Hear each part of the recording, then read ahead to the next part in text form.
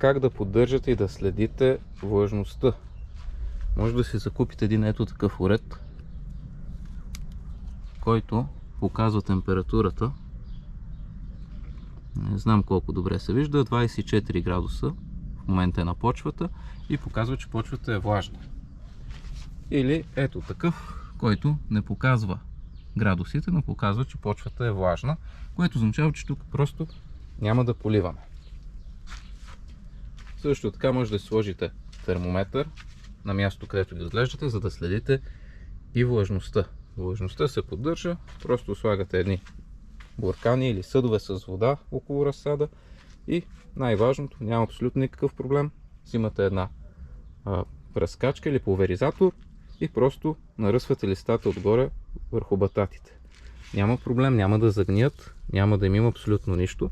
Така ги поддържате свежи, охлаждате ги и вдигате влажността. Но, разбира се, не трябва да прекалявате, но е хубаво, когато имате възможност и виждате, че листата примерно са леко пожълтели или са оклюмали, просто да ги наръсите с вода. Това се прави, по принцип аз го правя вечер, може и много рано сутрин, няма абсолютно никакъв проблем. Това е за влажността.